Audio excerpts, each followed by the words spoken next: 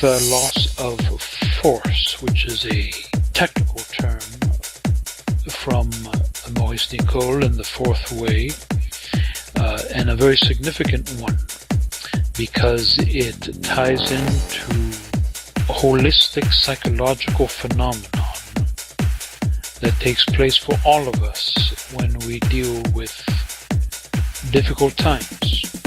All of us have tasted, experienced being drained, being shredded, being broken by events and situations, and truly losing our fundamental life force, our capacity to use our energy, attention, awareness for that presence of mind, that higher state of consciousness that makes life so different than how it is usually lived. And that can't be done without the force, the energy to do it.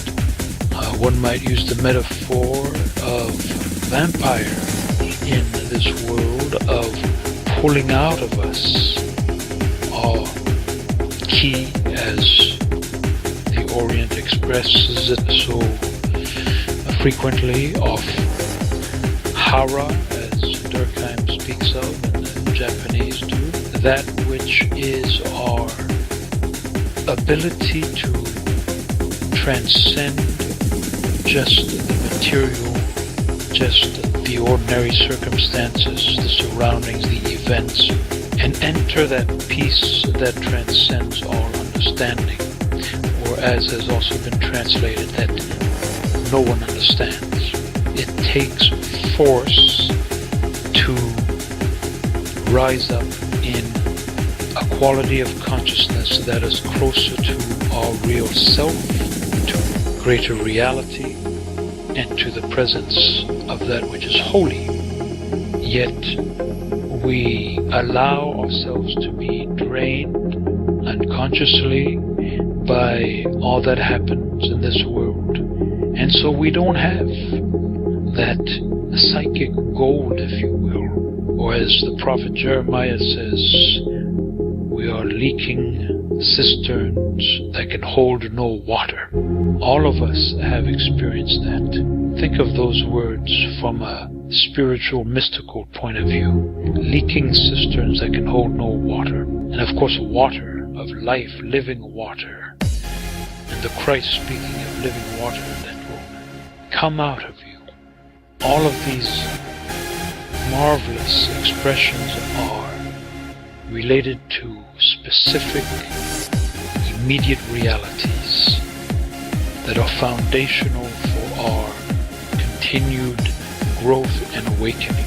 So notice when you are without that force, because something, some way of dealing with things has pulled it out of you. And what has been lost, which we so often do not notice, is the very keys to the kingdom, if you will, the very dynamics that allow us to experience something vaster, something transcendent and beautiful, something that is our birthright.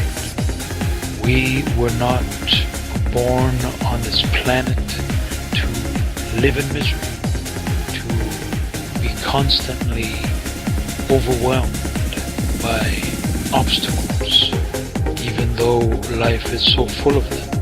So it takes an empowerment that most people don't have access to, because they are constantly letting it fly out of them through what the teaching calls identification.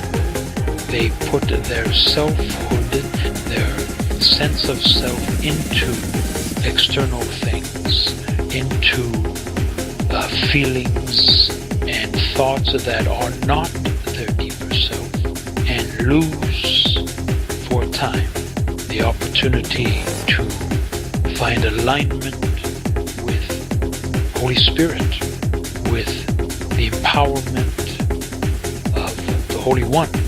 And so this is a very valuable, practical bit of information to observe within oneself that loss of force that is happening all the time and how we deal with circumstances so often wasted, never to be available again in that moment. And our spiritual journey is to gather that force within through detachment, through remaining aware of what is important, through relativity, understanding what's really important and what isn't. All those teachings from this practical work meant to help us rise up out of the darkness of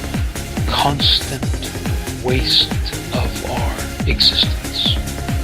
Know how anger wears you out, how depression, how judgment, how all those things spoken of in spiritual teachings for good reason, because they steal our life away. We are meant to find ourselves as people who are not just stimulus response, as we have so often said. The cost of giving ourselves away rather than aligning ourselves with the power of holy compassion and understanding and insight is of tremendous significance. It impacts all relationships, it impacts daily life, it impacts the direction of your life. So notice that loss of force and how much is lost to us when we let it go through inattention, through forgetfulness, through allowing ourselves to do what we've always done in responding to things, rather than to remember through self-observation, through self-control, through release and surrender to the holy, to find that place of glorious freedom and peace that molds us into people of compassion and goodness, of strength beyond what we thought was possible. Each one of us has that potential, and the hardships of life, if dealt with through the lens of these mighty spiritual teachings, become fuel for that force rather than stealers of it. If we understand how to use suffering in a self-transcendent way, and then life becomes our teacher, our school of continual awakening to that true self that is beyond time and space even, that is spirit, that is rooted in something eternal, something greater than all the hardships of this life. And to get there, we must value our energies, be attentive to how we respond to things, and know what we're losing when we let ourselves be caught up in the whirlwind of circumstances or the interpretation of events that cause us anger or distress when we cannot see the great picture.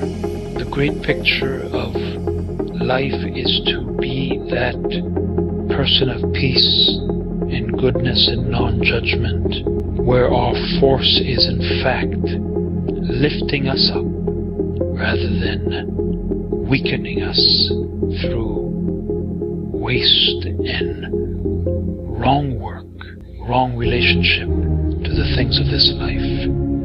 See if you can apply that to the ordinary moments of your own life and relationships, and discover something for yourself of what this means.